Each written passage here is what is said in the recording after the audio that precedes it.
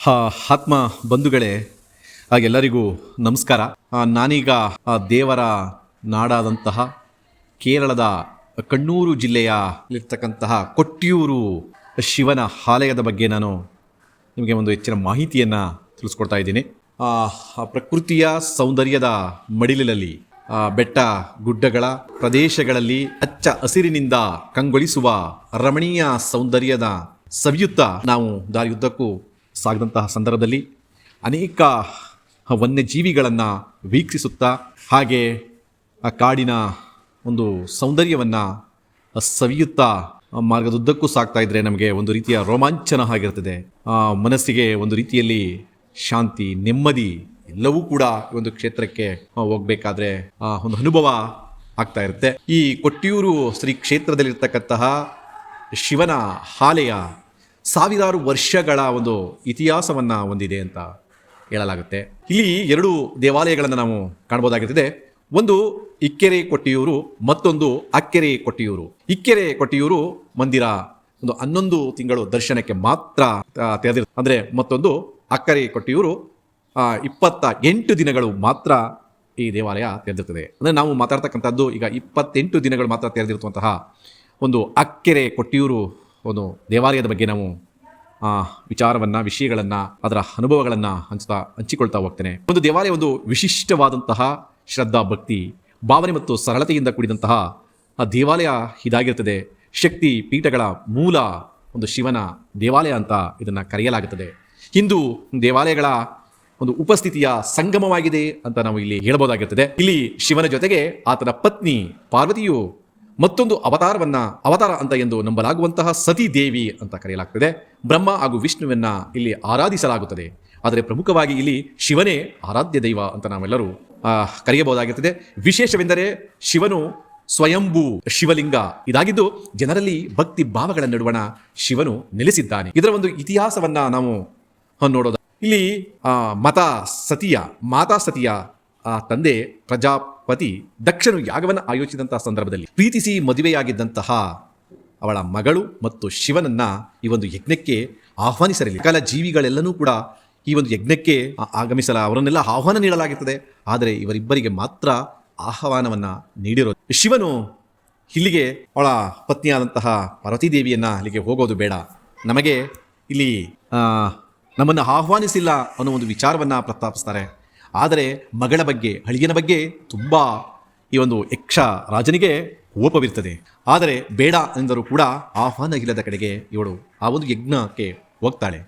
ಅಂತಹ ಸಂದರ್ಭದಲ್ಲಿ ಅಷ್ಟು ಜನರ ಮಧ್ಯೆ, ದೇವಾನುದೇವತೆಗಳ ಮಧ್ಯೆ ಇವಳನ್ನ ಅವಮಾನಿಸ್ತಾರೆ, ಹೀಯಾಳಿಸ್ತಾರೆ, ನಿಂದಿಸ್ತಾನೆ. ಎಲ್ಲವನ್ನ ತನ್ನ ತಂದೆಯಾದಂತಹ ದಕ್ಷ ಮಾಡ್ತಾನೆ.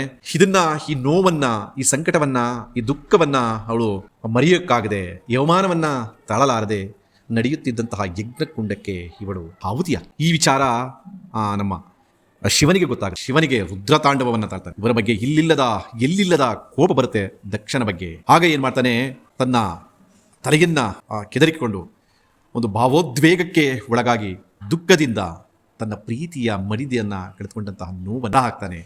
ಅಂತಹ ಸಂದರ್ಭದಲ್ಲಿ ಜಡಿಯಲ್ಲಿ ವೀರಭದ್ರನು ಜನಿಸ್ತಾನೆ. ಈ ವೀರಭದ್ರನನ್ನ ಆ ಯಜ್ಞಕುಂಡವನ್ನ ಮತ್ತೆ ಆ ದಕ್ಷನ ಸಂಹಾರ ಮಾಡು ಅಂತ ಕಳಿಸ್ತಾನೆ.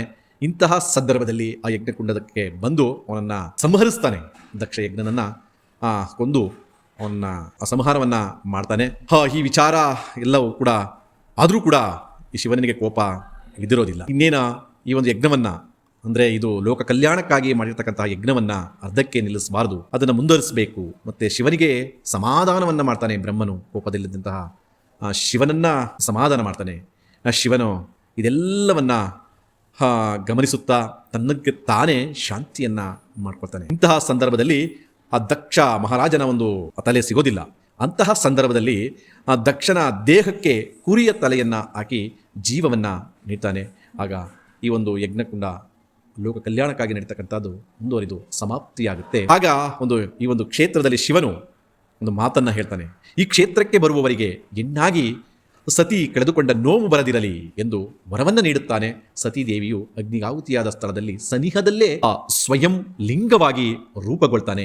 ಅದೇ ಒಂದು ಕೊಟ್ಟಿಯೂರು ಶ್ರೀ ಕ್ಷೇತ್ರ ಶಿವನ ಆಡಂಬರ ವೈಭವವಿಲ್ಲದ ಒಂದು ಕ್ಷೇತ್ರವಾಗಿದೆ ಅಂತ ಹೇಳ್ಬೋದಾಗಿರ್ತದೆ.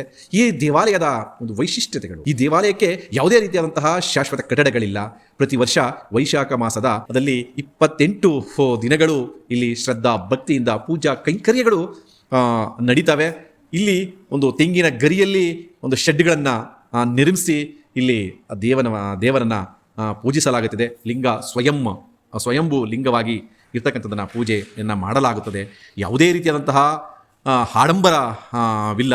ಕೇವಲ 28 ದಿನಗಳು ಈ ಒಂದು ಕ್ಷೇತ್ರದಲ್ಲಿ ಪೂಜಾ ಕೈಂಕರ್ಯಗಳು ನಡೀತಾವೆ. ಇಲ್ಲಿಗೆ ಪ್ರತಿನಿತ್ಯ ಲಕ್ಷಾಂತರ ಜನರು ಶಿವನನ್ನು ದರ್ಶನವನ್ನು ಮಾಡಿ ಪುನೀತರಾಗ್ತಾರೆ, ಧನ್ಯರಾಗ್ತಾರೆ. ತಮ್ಮ ಕೋರಿಕೆಗಳನ್ನು ಶಿವನಲ್ಲಿ ಸಲ್ಲಿಸಿ ಧನ್ಯತಾ ಭಾವವನ್ನು ಮೆರೀತಾರೆ ಅಂತ ಹೇಳ್ಬೋದು.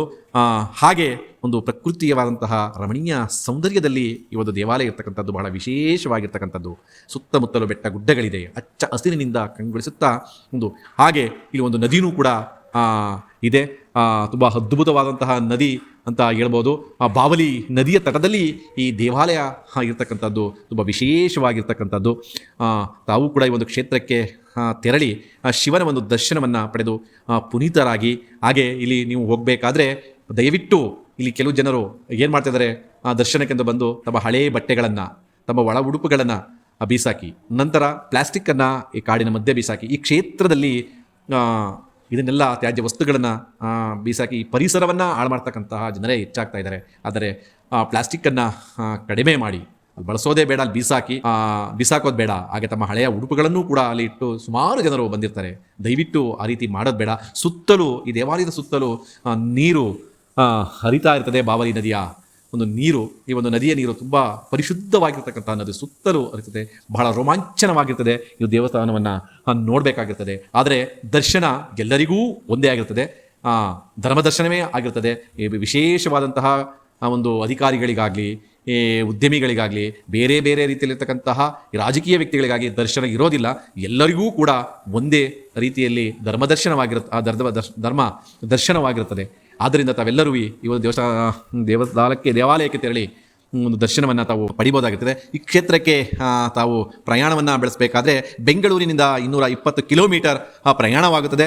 ಮೈಸೂರಿನಿಂದ ಕೇವಲ 130 ಕಿಲೋಮೀಟರ್ ದೂರವಿದ್ದು 3 ಮಾರ್ಗಗಳಿಂದ ಮೈಸೂರಿನಿಂದ ಈ ಒಂದು ಕ್ಷೇತ್ರಕ್ಕೆ ತೆರಳಬಹುದಾಗಿರ್ತದೆ. ಒಂದು ಮೈಸೂರು, ನಂಜನಗೂಡು, ಗುಂಡ್ಲುಪೇಟೆ, ಬಂಡೀಪುರ ಮಾರ್ಗವಾಗಿ ತೆರಳಬಹುದಾಗಿರ್ತದೆ. ಹಾಗೆ ಮತ್ತೊಂದು ಎರಡನೇದು ಮೈಸೂರು ಆ್ಯಂಡ್ ಪೋಸ್ಟ್ ಮತ್ತು ಮಾನಂದವಾಡಿ, ಬಾವಲಿ ಮಾರ್ಗ ತೆರಳಬಹುದಾಗಿರ್ತದೆ. ಮತ್ತೊಂದು ಮೈಸೂರು, ಹುಣಸೂರು, ಗೋಣಿಕೊಪ್ಪ, ಇರಿಟಿ, ಈ 3 ಒಂದು ಇದರಿಂದ ಮಾರ್ಗಗಳಲ್ಲಿ ತಾವು ಪ್ರಯಾಣವನ್ನು ಬೆಳೆಸಬಹುದಾಗಿರ್ತದೆ. ಅಲ್ಲಲ್ಲಿ ತಾವು ಪ್ರಕೃತಿಯ ಸೌಂದರ್ಯವನ್ನು ಸವಿತಾ ಹಾಗೂ ಒಂದು ವನ್ಯಜೀವಿಗಳು ಕೂಡ ನಮಗೆ ದಾರಿಯ ಮಧ್ಯದಲ್ಲಿ ಕಾಣಸಿಗುತ್ತವೆ. ಅವಕ್ಕೆ ತೊಂದರೆ ಕೊಡದೇ ಅವುಗಳ ಒಂದು ಸೌಂದರ್ಯವನ್ನು, ಆಟಗಳನ್ನು ನೋಡಿ ನಾವು ನೆಮ್ಮದಿಯನ್ನು ಪಡ್ಕೊಂಡು ಅದರಿಂದ ಸಂತೋಷರಾಗಿ ಈ ಒಂದು ಕ್ಷೇತ್ರಕ್ಕೆ ತೆರಳಿ ಒಂದು ಶಿವನ ಆಲಯವನ್ನು ನೋಡಿ ಸಂತೋಷವನ್ನು ಪಡಿ ಅಂತ ಹೇಳ್ತಾ ತಮ್ಮೆಲ್ಲರಿಗೂ ಕೂಡ ಧನ್ಯವಾದಗಳನ್ನು